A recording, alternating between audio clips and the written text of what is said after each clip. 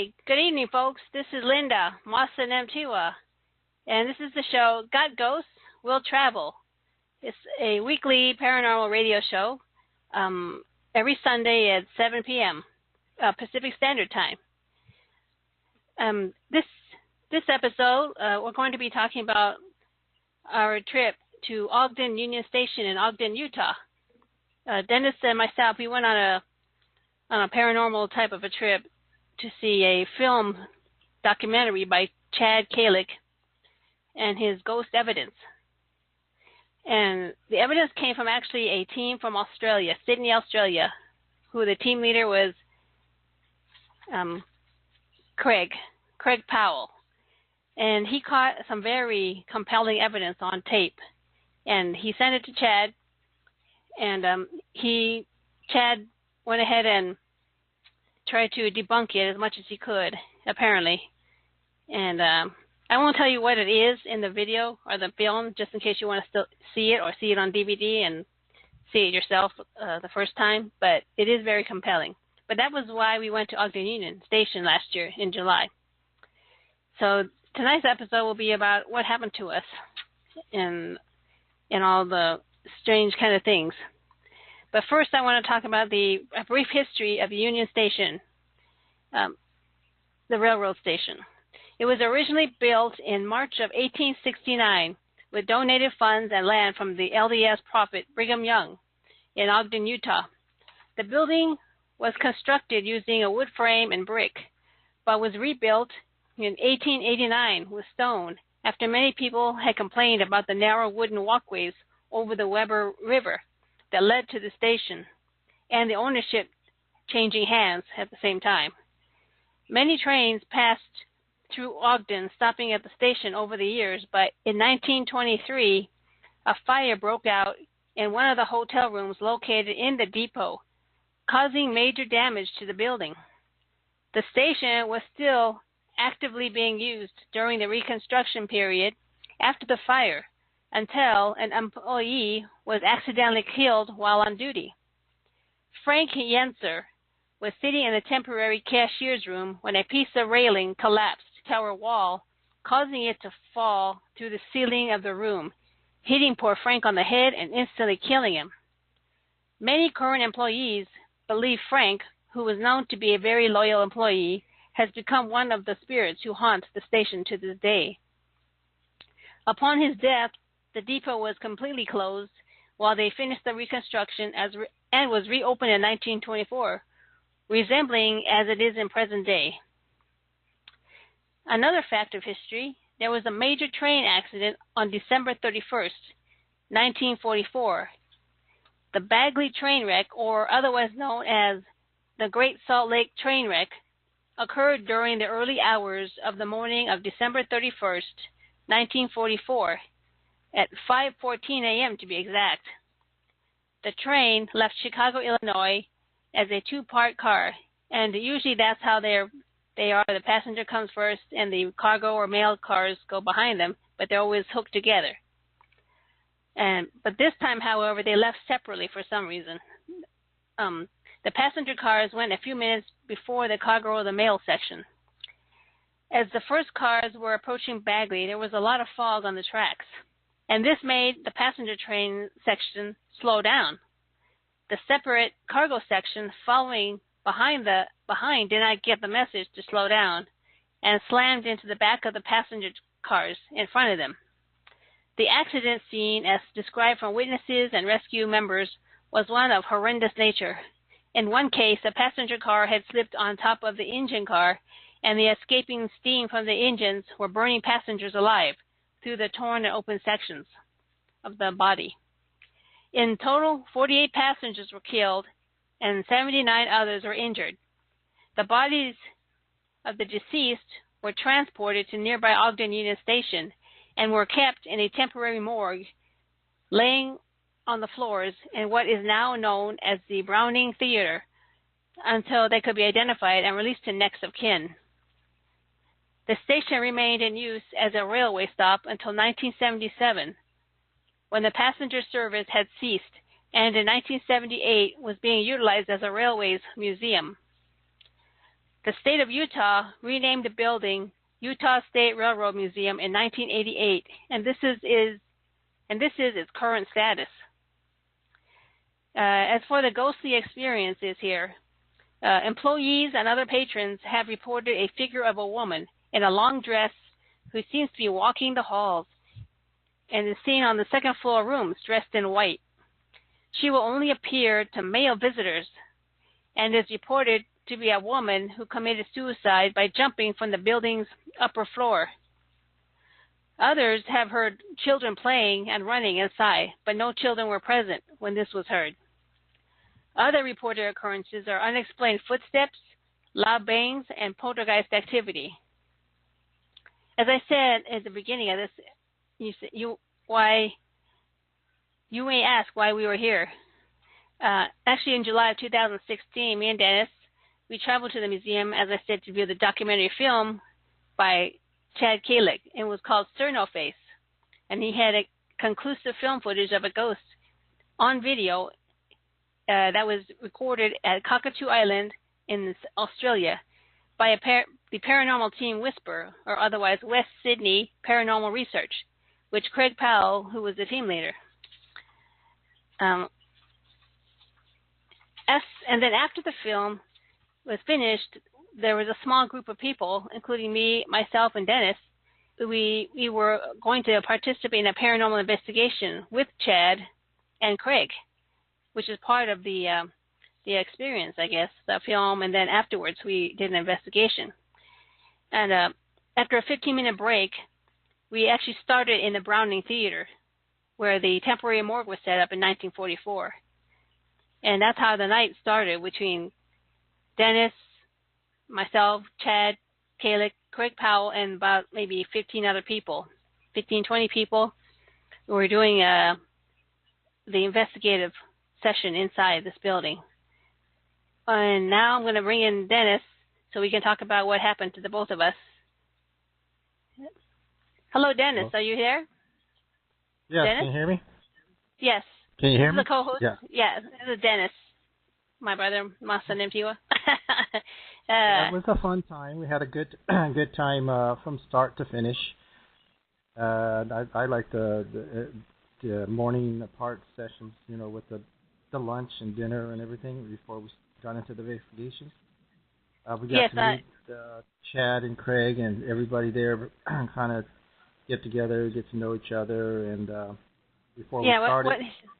What Dennis is talking about was a meet and greet that it was also included in the film ticket that we paid. At the beginning, early in the afternoon, I guess, we all had a meet and greet at, I think it was called the Rooster Brew. I think it was a little bar restaurant down the street, and we all met there. And we met Chad and the crew and the film crew, Steve, and everyone. And but that's Chad is actually haunted also. Yeah, the waiter was explaining to us that. Haunted, right? Yeah, the little small restaurant that we went to, the bar, he said, yeah, it is haunted. They have I think a janitor or somebody, it was like an employee that was still there in spirit, and all the other employees were experiencing him. So if you guys are into the paranormal, you want to check something out, go to Ogden, Utah, and just ask the waiters and stuff. The employees, they usually tell you if you're really interested in hearing a ghost story or like that kind of stuff. But that's how the whole evening started for both of us. Right, and then we, of course, got into the movie, which is a great movie. Chad, of course, talked about it and what they went through, everything before they finally came down to the final ending to the movie. And like she said, I don't really want to say nothing to spoil it. If you want to see it, it's a good movie. And then we got started into the investigation. Linda and myself, earlier in the day, we kind of roamed around the Union Station and kind of looked around. We always like to look around the areas before we go, just to look and see during the daytime, see what it's like. And it's a nice place. You can tell it's been there for decades. So it's a good place to be haunted. Yeah, Yeah, it's actually kind of nice inside. It's kind of large because it's a train depot. You know, the main area, the room there, when you first walk in, it's huge, big, voluminous room. But actually, they really remodeled it, or whatever you want to call it, remodeled, redid it. Kept it up. And they, Definitely. yeah, it's really nice. It's actually, you can't even tell it's over 100 years old. Built in 1889, like that. It still has a feeling. It still has a feeling, though, when you go in there, that this is old. This is not modern inside. You know, like Las Vegas or California stuff. You know, it's just like you can tell the building's been there a long time. Even when you go inside, it still looks like you're walking into an old railroad station, but just like you're back in the 1920s or earlier, maybe. Yeah. It just kept really good. So and then we went in there. We after the meet and greet and everything, everybody got together. We were in the film, the movie, and there was one that I'm going to start talking about the experiences, I guess. I don't know if anybody else was experiencing this, but I was sitting like near the wall towards the front of the group of people, and I don't know if it was my eyes or what, but as the film was going, I kept seeing like little shadows on the wall moving. They looked like little people, and later on, I guess I found out, or I guess somebody was saying there are children in there. Like I said in the intro, there's children heard and stuff like that. So I was thinking maybe I'm voice, also an EVP on that with the child's voice or something.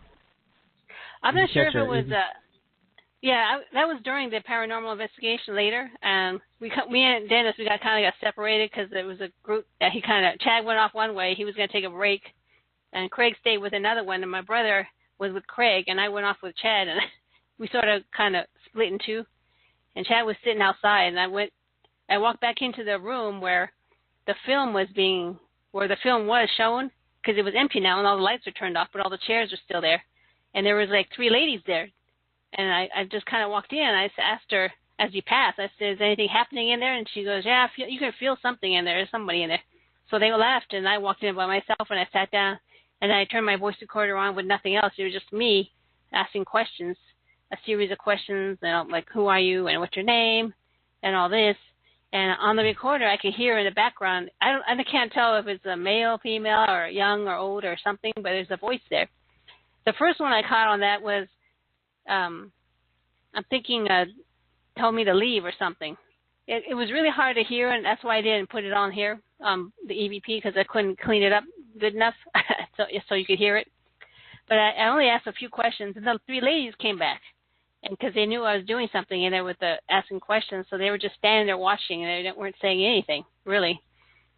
And then they left, and then I said, well, I guess I'll stop, because I don't know if I'm going to catch anything or not. I'm not seeing anything or feeling anything. So I said, at the very end of this little section here, I said, okay, I'm going to leave now. I'm going to leave now. And then right at the end, you can hear this. So I'm going to go ahead and play it right now. If you want to see if you can hear it. Hold on. Okay, we're leaving. It's really hard. Let me turn the volume all the way up. Whisper, right? Let me do it again. It's at the very end of it when I cut it off. Okay, we're leaving. Yeah, you can barely hear it. Yeah, because it's really low.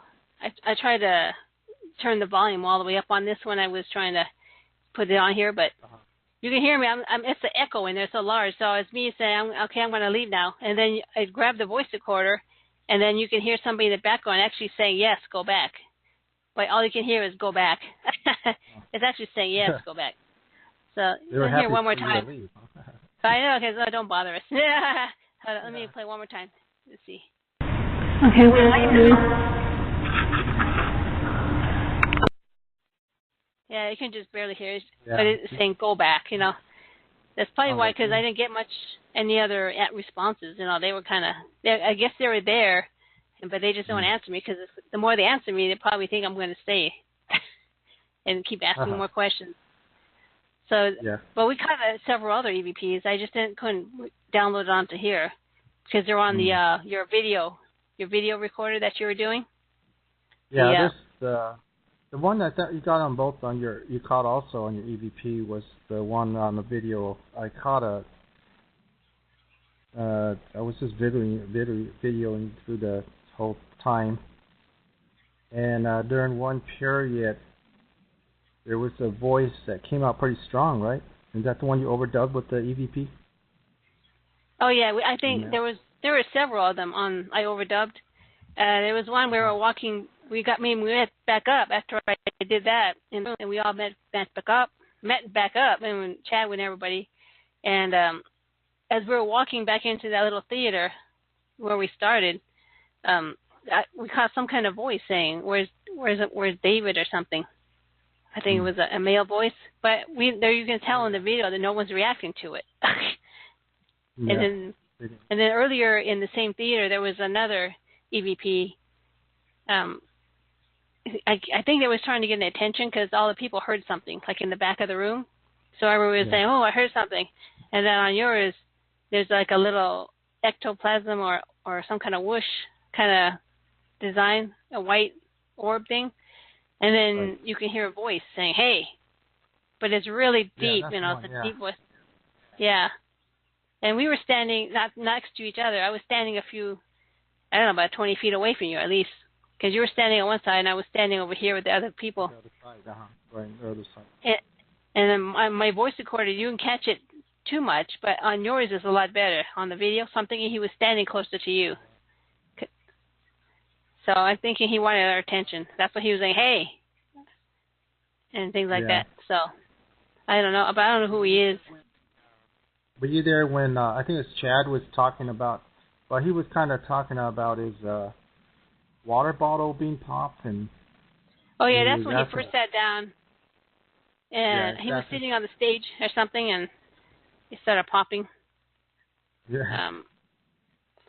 And then he started asking all kinds of questions, and somebody had a voice box, was it? Spirit box. They turned it on, and at one time during that last year, it was Pokemon was a very hot thing, and there were a lot of people out there playing Pokemon that night too, but you could hear during the voice box that they came through saying one of the spirits said something about Pokemon, but I can't remember what he was asking it. You? Oh yeah, I think he was talking about because he was just saying, there's something paranormal going on outside. He was joking around about all the Pokemon players. Pokemon, they look like zombies. They're like walking around. Everybody's kind of laughing and all, like haha.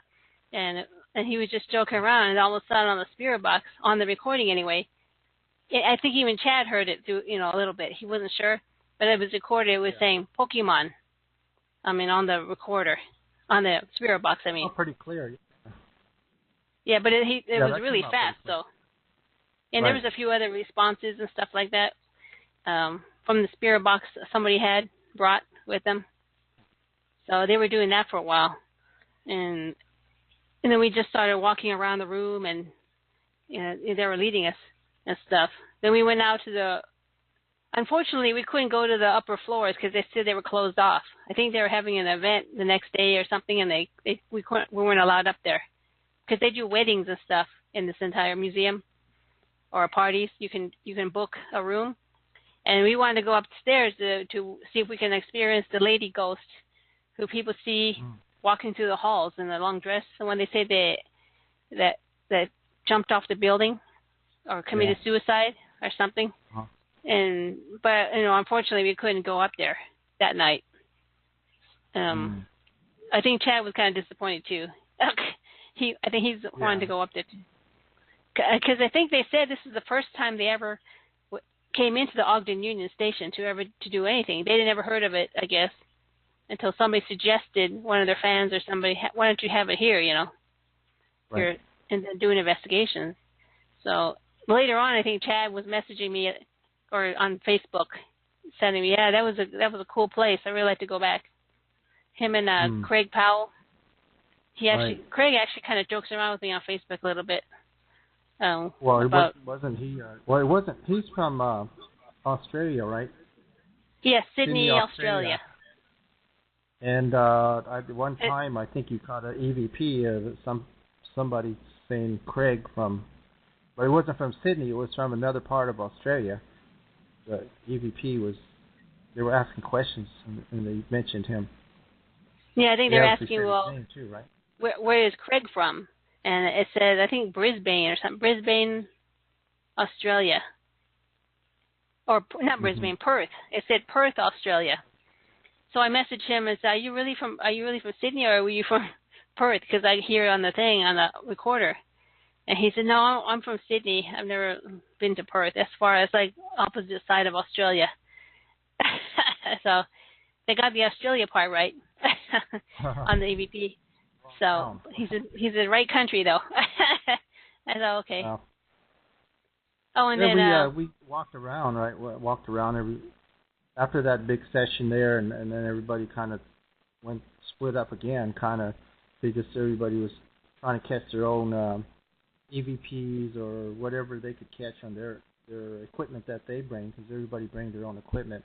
They have their own equipment there, and we separated again. She was somewhere, and I was somewhere else, and I didn't really catch too much. After that, I didn't catch anything probably as far as on the recorder, on the camcorder. On the video? So, yeah. Yeah. Yeah, then, as we were leaving the room, though, somebody on the other side of the room, we were just almost near outside the door going into the first part, that big room where... The big room, the main... Yeah, the main room, yeah. They were leaving there, and then when we went out, there's nobody over there, but something knocked down the broomstick on the floor.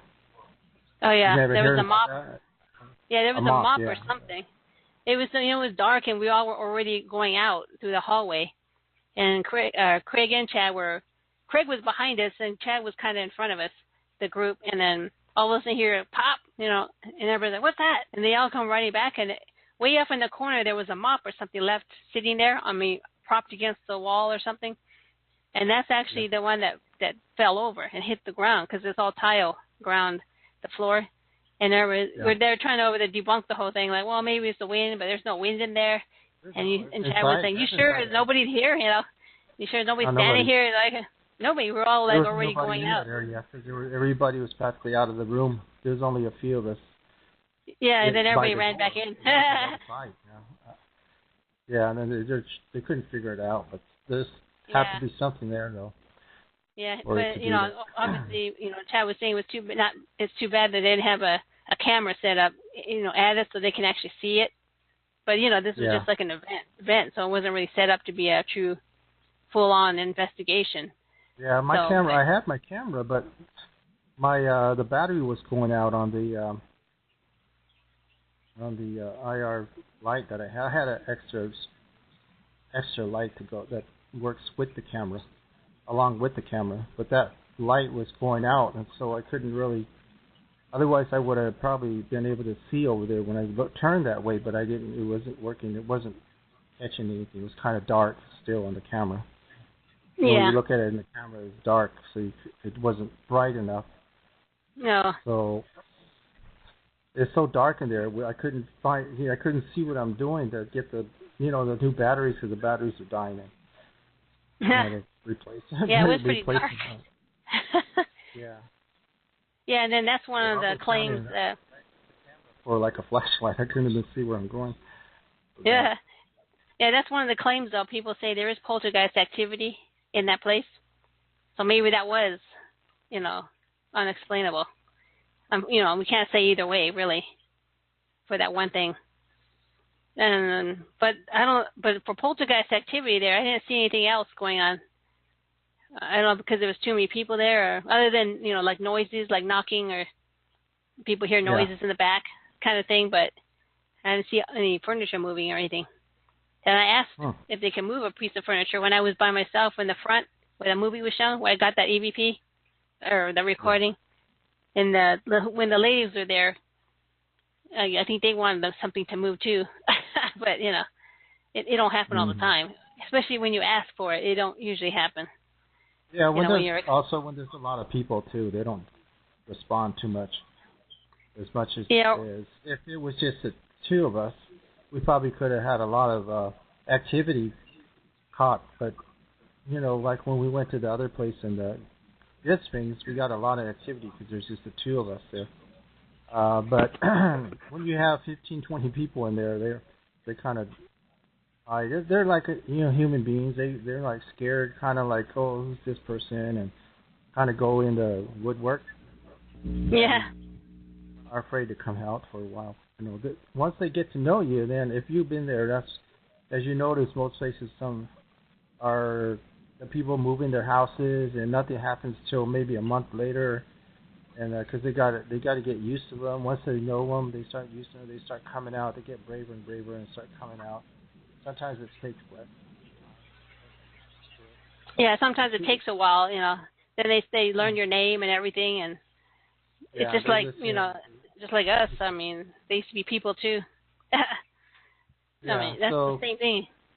When you get 10 people or more coming in, and all of a sudden, just like that, they go into hiding. So sometimes it's hard, and only the brave come out. Yeah. We caught a few ones that were out though. Got lucky. Yeah, we just got lucky. Yeah, that was pretty cool, that experience at Ogden. But, there is a joke between me and Dennis, or actually Dennis himself and his friends, that every time we go somewhere, I'm kind of nervous because I've never been there. I'm going to have to drive, or, it's a travel or something. And even going to Walmart, we kind of joke around that he says, don't worry because the Force is with you. From the Star Wars, the Force is with you. So, as we were driving through town in the daytime, I'm not used to the road there. I'm used to the Las Vegas roads where when you make a left turn and it's like a two-lane street or something, and you can turn. Here in Vegas, you can actually turn on like a yellow or a red light, or but over there it's different. It's not. It's like old style. You have to wait. There is no flashing yellow ball to say, okay, when the coast is clear, you can turn. So I think at one point I tried to make a left turn. I forgot that this is not Las Vegas, and I actually turned in front of everybody, and everyone was like honking me. I was trying to send a ghost. Yeah, I know. One car went to the left, one car went to the right. We were in the middle. Whoa, I almost died that day. Then it happened again. Happened again when there's no signs over there, so we were gonna turn around, and so she turned down the street to the right, and then all of a sudden it's a one-way street. Yeah, because there's no sign on the thing. U-turn. I said, oh no, and then I turned around to make a U-turn to get back on the right road to go back to the station, because I guess we passed it, and that's when I realized, wait a minute, all the cars are facing me. I mean, I was at the intersection, and I said, wait a minute, all these cars are going in one direction. And then I looked around, and I saw a one-way sign. I was like, oh, whoa. And I turned right away. I think there was another time, too, and I don't remember it, though. But I started to say, I don't think they want us here. They're trying to keep us away. That was before we went to the investigation. I thought, maybe they that was like in the here. morning. We were trying to find it. I mean, I kind of got turned around, and it was weird. It was kind of strange. I never had that experience before of, the strange driving. Yeah. So maybe they don't want us there. Just because you're an investigator, you're going someplace, it don't mean that they all like you. It's like, I mean, they was like, well, I don't like you. You stay away. Keep us away. Yeah. Showed up. We ended up there. So. Nah. So we found it though. Yeah, the rest of it was pretty good though. The rest of the visit. I kind of wish that we went back to that little restaurant. I mean, or at least walk down the street more, because all those places are really old. I think it's called the 25th Street Road. It's like a Fremont Street where all the tourists are. But the street that goes directly straight into the Union Station. I don't know, but that's the street. If you're down there, it's the Union Station is right. The front door. If you walk right from the front door, you go right into that street, and that's what 20. What's the name of that? 25th Street. I think it's called 25th Street. Yeah, you can still drive through it, but it's really like an old part, the original street. They still have the same stores pretty much. Like a little small, thin, right? Not a wide street. It's no, it's a small streets. Yeah. If you're ever in Boulder City, it's kind of like that too. And then you can park on the street. It's really skinny. They have lots right now. It has a lot of tourist attractions like restaurants, gift shops, different kinds of stores, saloons and stuff. Now because it's like a tourist thing down that 25th Street, all the way down because that's an original street. I mean, it used to be like a main street, I think, going to the station. Yeah, it's kind of like a tourist attraction street. They sell stuff. Oh yeah. People walking up in the different parts of the U.S. Yeah. Who knows? Oh, and then even before we got there, I drove down the freeway, and it says get off on 89, something, I think, east or something like east. It was 89, so if you remember, I was going down the highway, and I saw the sign, oh, there it is, 89. So I took off right away to get off, because that's where the directions is telling me. And then it's actually like a half a street. Remember that little short street? I got off, and you go for long. We're trying to find the hotel, and suddenly you go right back onto the same freeway. And remember, I thought, well, maybe I passed it. Like, what? And so, well, maybe, then we kept driving. I said, well, let me find the exit, go back, whatever. But then there was another 89 exit. I thought, oh, here's another one. Maybe this is it. So I got off again, and this was a long one, long street. And I think that's, again, there was no hotel. I mean, it was long. We just kept driving. I said, got to be here somewhere, because the direction is saying you get off on 89 and the hotel is right there. And then we just kept driving, and finally I found the hotel. And there was another exit farther down that was the same thing, 89, and that's where the one I was supposed to take, but they don't tell you on the directions, the GPS. I Googled exact which one to get off, because they're all 89 going in the same direction. So that should have been an indicator.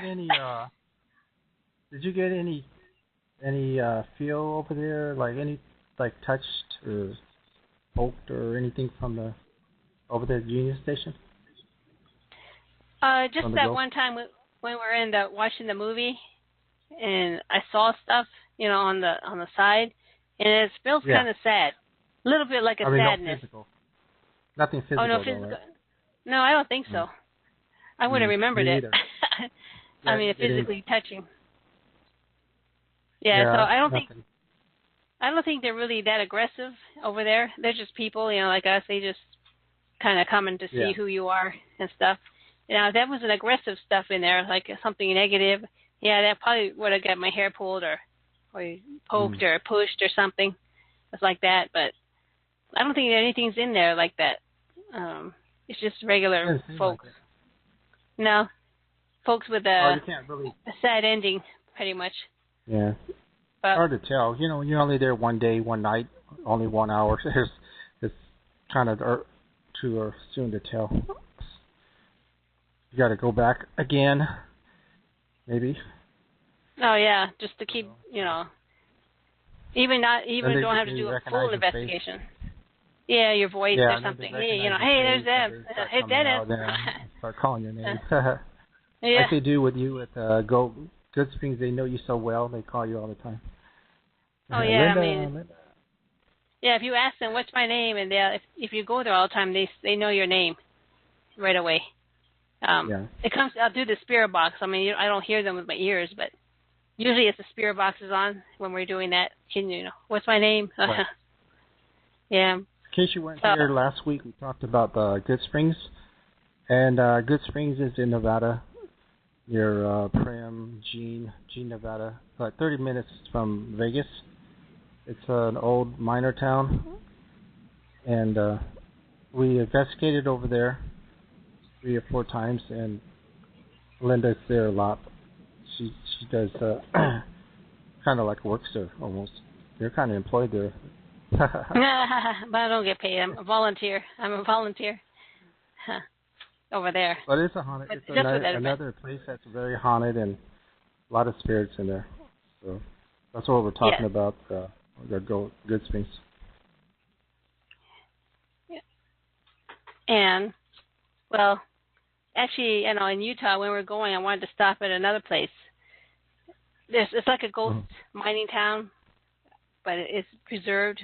But I couldn't find it, and we didn't have time, so we just kind of, well, maybe next time. It's like an abandoned mining town. Oh. You know what? I don't remember. It was some kind of little small town. But you can't see it from the street on the 15. You have to go off, and you have to kind of a little trail there. I know someone at Good Springs. His name is Johnny Utah, and he comes from Utah. He's kind of young, but he's very good at history and the mining, especially the mining history. And he's been there several times. That's why I wanted to go check it out myself, but we didn't have time. So maybe next time, on the next trip out there or something, we can go check that out. We have time. But I was in a hurry to get to the hotel. Yeah. It was in July. 8 long drive. It's a pretty good drive from. Oh, Salt Lake. Yeah, we went towards Salt Lake and this little pass. Something like that. I 3-4 think hours it was more like 6, 7. I think it's more like 6 or 7. Oh, was it? Yeah, because I remember it was saying it was the same distance, almost the same as here, Vegas to Virginia City, and that takes like 7 hours. And I think it was almost the same as about 6 hours maybe. Yeah, and we didn't really stop much. LA. Oh no, it's longer. I mean, okay. Even though you can drive faster, the freeway is like high speed. Yeah. Going towards there, so it seems faster, but I don't know. Open road, cows, farmlands. Yeah, a lot of cows on the side. From our direction. Yeah, coming from where we're coming from. Yeah, and then the temperature is a lot cooler than in Vegas. When we checked into the hotel, it was already evening, and then I went outside to take pictures. And then I didn't take a jacket. I didn't think it was that cold. And I was walking around the parking lot looking at the mountains and stuff. It was dark already, but it was cold. I was like, oh, wow, it's so freezing out here. And then the wind was blowing. It's like 50 degrees over there. It's a different 50 degrees than it is when it's 50 degrees here, though. It's a because big of the difference. elevation. It's a little higher up in altitude, I think, because they were getting snow and stuff. Yeah, we don't get it down here. Yeah. Only the heat. No. Yeah, the dry heat. Mm-hmm. So I was going to ask you, what do you think about the train wreck, the big one, the Bagley train wreck? Do you think any spirits are remaining from that? Because they left the bodies there until they can be identified and sent to their next of kin. And that's what we started in. Chad didn't even know, and I had to point it out, and they were Googling it, and they found it. And that's where they used the morgue for, that little theater area. So do you think that there are a few of the people still hanging around? There could be. I think so. If they died and they let them sit there for a while, they probably they could be attached to the place. Depends how long they've been there. So when they died there in Utah. Then they put them there, or did they bring them from the train and then put them there and then take them again? Yeah, they died on the track. They didn't. The train wreck happened in different. Most likely they would farther. be on the tracks. That would probably most likely where you find them is on the track, walking up and down the track, and they might have actually be able to come in there also, because if it's it's close by, they can also just travel right to that building where we were at. So they could be there. Oh, maybe. Maybe they. I think that was one of the stops. Maybe they were, going towards there. Maybe they're in their mind. They're still trying to get there because the accident was so sudden, and he was like instantly killed. And from what I was reading online, it was pretty nasty. It's a pretty nasty accident. 40 some people died, and then a lot more burned because they had no way to get out, and a lot of them were thrown out on the tracks and stuff. Okay. And then they just left. They took all the bodies and they left them in a theater until somebody could identify them and they can ship them to whoever the families are. It originated from Chicago. If we were there longer, we could have asked and we could have investigate it more, but we were running out of time. We had a time limit, so we really couldn't sit down. And I think a 2 to 3 hour investigation would have been better. We would have found out more if we could have been there that longer. But, yeah, we could ask more questions. Short, it was everything that all the other people were talking, asking questions, but they weren't talking like everybody at once. It was 1 or 2 people at a time, but it was still just the people being there. Was they didn't really ask that many questions actually. Oh no. Just, usually, you have to, when you have a spirit box on, you ask a question, and you have to wait a little bit. So, it all takes time to do that kind of thing. I mean, right. You can't just ask and ask and ask, because you won't have no response. Right.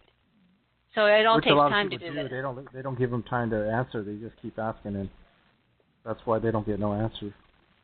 Yeah, or they get really excited. They're like, "Oh, I'm excited! We're doing this," and then they can't slow down. So you have to train yourself to slow down. Right. I mean, give them don't time to answer. talk slower, but give them time to answer. I mean, it's not like they have a body anymore, so it takes time to build the energy and to form the thoughts, I guess, and then it comes out whatever. I'm thinking. So that was that. And it's there. Well, like I say, we were lucky. We did catch some stuff for being there at such a short time. So. And then we got to meet all the people. They're pretty nice. And all these people into the paranormal. Right. Some didn't have equipment though. Showed up, no? Oh yeah. No? It was sold out. It was sold out at the last minute. He finally sold all the tickets. Not the one we were doing, but just for the film. A lot of people just came to see the film and then they left and to meet him. Did you put some of this on YouTube? I think I did video. I did a video, and it has all the evidence. If you want to go into that your channel or something, where they can see it. A bit of EVPs, I think, right? Yeah, all the video that you did, and all that. Yeah. With the voices on there, on the audio, and things. Yeah. Yeah, that's actually my YouTube. It's under either you can go to my full name, which is Linda Masanimptewa, Masanimptewa, or if you can't find it, you can go to just search Little Chib 100 LILCHIB 100. That's probably easier because that was my original YouTube name for the channel. Then I switched it to my real name. Mm-hmm. Because people were like, "What's Little Chib mean?" And then it don't really have a paranormal sound to it, or a ghost sound. It sounds. It's actually a gamer name. I used to play game under that name, so that's why Linda I did that. Sounds more paranormal, huh? Yeah, I know. That was my name. That was YouTube's suggestion. Put your own name. What's the title on that one? Do you remember? I think it was just Union Station. It has a picture of it has a picture of Union Station that I took of the front in the daytime when we first got there. Uh-huh. I think that's what it has, and then it has like your video in it and some audio stuff. And when we met Chad. So if you get a chance, go look it up. It's pretty interesting. See, it's kind of explain it more than when you actually see it. Movie, kind of like a movie. So it's pretty nice. Yeah. Oh, and then afterwards, we went outside after it was all done. We were just standing around taking pictures with Chad and all this, and we were talking to them. Him and Craig, and then he was like making a joke that Chad and Craig should be a wrestling team. They could do like the ghost moves on people, like a body slam people. Had ghost names for their moves, so that was pretty funny. They're giants. They could be wrestlers, professional wrestlers. Yeah, they're both kind of big guys. If I was a ghost, I'd probably be afraid of Craig. Just to see him, he's so big. He's like a big wrestler. Six something, right? 6'4", 6'5", or something. Yeah, I think he's like 6'5" or something. And then he's Chad a big himself guy. is about almost as big as him. Okay. Yeah, he's not as tall, but he's big. He's like, he could be a wrestler. Yeah. Oh, and then if you want to talk about Craig, he, like we said, he's from Sidney, Australia. He's a team leader for his team. It's the acronym is WSPR, WSPR. Whisper. It stands for West Is he Sydney. still got that team? I thought he broke it up. I thought they fell apart or something. They still Yeah, together? I was gonna get to that. The team name was West Sydney Paranormal Research. But unfortunately, recently they decided to disband that because Craig is going off into a different direction, and he said it was time to give it a break. He said he might come back to it, later on, but after that film footage, he said he started giving it a break. The one they caught in the Cockatoo Island, and now they can't even. Him, huh? I don't know if it scared him, but it was like we did everything. We did all the paranormal investigations here in Australia, and then let's give it a break a little bit because other team members wanted to do something else, I think. And now I think he's got a radio show. He's doing his own radio video, like a web. Webinar or something they call that on YouTube, and he's doing that now. I think that just started for him. Him and he's got 3 people total. Him and 2 other guys doing the videos, and it's more like a show, not really investigations, but what happened to him and all that. They follow him around. Him and his wife, they both are into that. His wife was part of his team too. But that's how she wasn't, they're married, but they're still together and doing the stuff together, paranormal stuff. Right. And but that's how he got the film footage of the evidence in the Cockatoo Island. And the Cockatoo Island is actually, it used to be used as a prison. And a long time ago, they said there used to be houses, orphans or delinquents, like teenagers. So there'd be all young people there. And that's what they would use, and they used for the wartime for prisoners. But now it's so haunted, the background was that the government asked Craig's team to go in there and investigate because the employees got scared because there's something going on, all kinds of weird ghost stuff. And they were the only team, I think, to officially go in there and do an investigation to figure it out. The government let them in, gave them a signed paper and say, okay, it's yours, go ahead and tell us what you think. Investigate it. But that's how that happened, his footage and stuff. And then he met Chad and he came here.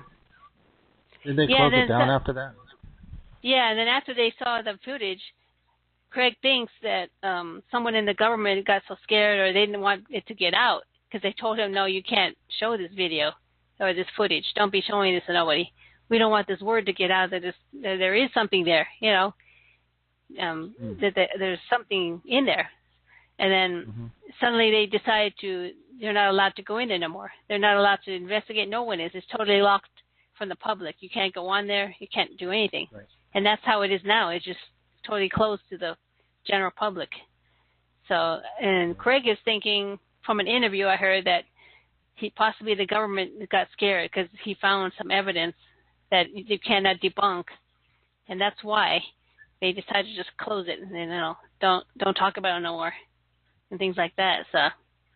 So it's something compelling. I mean, it looks real to me when I saw it, but and everybody in the audience kind of freaked out when you first see it, his film evidence of the apparition or whatever it is, a figure. Yeah. So I think he said he thinks it just scared the government too much. So something. And he thinks the government thought he wasn't going to find anything, or he was going to fake it, and they're going to prove, nah, it's not haunted, But instead, it was the opposite. So. Yeah, I guess, and then plus employees were having, experiences, so they figured, let's just close it. It's got to be true. Yeah, and then pretty soon nobody will want to work there because it scares people too much, other than other paranormal people. if we were interested in it, you could have hired all them people. They love it. The paranormal investigators. Oh yeah. They probably do it for free. They just just send a ferry over. Place. Yeah, like or something. Give a tour. This happened here, and this like an overnight investigation, or do like an event thing. Yeah. So. Yeah, they could have made it, but they didn't want to. Belongs to the government. Yeah, but it belongs to the government, so it's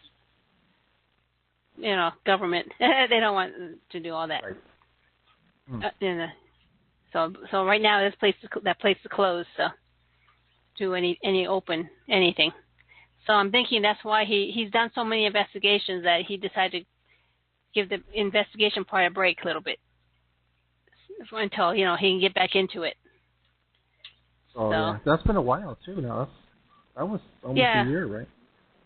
No, not a year. I think his team just disbanded maybe a few months ago because he was doing it's longer. Oh no, it was just disbanded. I think they weren't really together, for a while, and then he decided to just give it up a little bit, so he can do his other team can do their own thing. Yeah. So, but that's Utah, the Ogden Union Station. Usually sometimes when you go someplace like that, you do get some kind of physical activity going on because you're a stranger to them, so they're going to feel you out. But, because there was a lot of people hanging around, I think it was just kind of not the best setting for a paranormal investigation, just in general. Right. Like you said, there was lots of people there. I mean, and there were all those Pokemon people playing outside all around because they were doing an event. Pokemon. Oh, there was thousands of people out there in the park. Yeah, there was like all these young people outside all over. Even though you couldn't hear them too well, it was like, muffled. But still, they're all over the place with their... It was like across the street, but the Union Station is a big, giant yard in front. So you couldn't... It was far away. I mean, you can't hear them. But yeah. This is... Yeah. Unless they were yelling or screaming, but they weren't screaming. I mean, they were just on their phones looking for Pokemon. Yeah. And then Chad was doing a documentary of us and his event, and they actually went out and did interviews with the Pokemon players, asking why they're playing Pokemon so much and what's the big deal about it. And they put that in there. What they tell them, Oh, the people? Yeah. Oh, nothing. They just said they were just having out fun. They're just coming out having fun and stuff. They just thought it was funny. One of the film friends, Chad's friend, he went out there. He was like, we're doing that thing. And they were kind of interested in what we were doing, too. They were going back and forth. A lot of people are interested in the paranormal after you start talking about it. Oh, yeah, right. And they say, hey, I had that experience, too. But the Union Station, after we came back and I started meeting people at the saloon that actually came from there, like Johnny Utah's family is from Utah, up there, near there. And his mother was saying, even before anything, you know the place you should go on a trip? You go to the Union Station out there. It's really scarier. Not scary, but it's haunted. A lot of experiences. And I told her, oh, yeah, we went already on, last year, you and I. Yeah. And she goes, oh, yeah. And, we didn't have a physical thing, but we caught some AVPs and a video of something in it, a little mist or something that ran up and things like that. And she goes, oh, yeah, it's haunted. We have lots of stories of that place. And then she started suggesting other places in Utah that possibly we can go check out and stuff. She goes, just let me know, She can tell me all the places that have ghost stories. Yeah. Probably next time we'll go by ourselves. Probably catch more stuff. Yeah, or just go out, sit there with a little recorder. People. Yeah. And then I think the Union Station, and they actually offer during Halloween week haunted tours just that 1 week. Oh, did They used to have a team that came out, a local team that would do tours for them. It was like a fundraiser for the museum, I think, kind of thing. You pay a certain price, not too much, and then they would go through and tell you the stories and take you all over and do like we do at the saloon, like a lock-in, like a lockdown. Yeah. But in there, Okay. but I think it was only like the week of October during the Halloween time or something like that. Because I saw it on their website when I went Googling, researching it. Oh. If anyone out there is interested in that, I think it's only in October though, during the Halloween season. Other times they don't have any. I don't think they have tours like that because it's usually used for like weddings and conferences and stuff. Those big rooms now, or art gallery. At the Union? Yeah, the Union Station. Union Station? Oh, yeah? Yeah, that theater we were in, they actually use that for big weddings. When you turn the lights on, it looks really nice. As bright as. And I've seen pictures on their website of how they set their weddings up. And if you want a large wedding, that's where they put you in. Put big benches and chairs in there and everything. Yeah, like a wedding decorations and everything. Then upstairs they have smaller rooms if you want a small meeting or a small wedding party or a small anything. The smaller rooms are upstairs, the one we couldn't get into.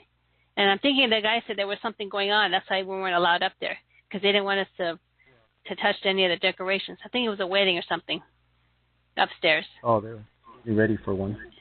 Yes, I think that's why they weren't allowed us to go up there. So, and I think a lot of people wanted to because of the lady up there. Right. Yeah. Well, all in all, it was a good investigation. I thought, it was from start to finish.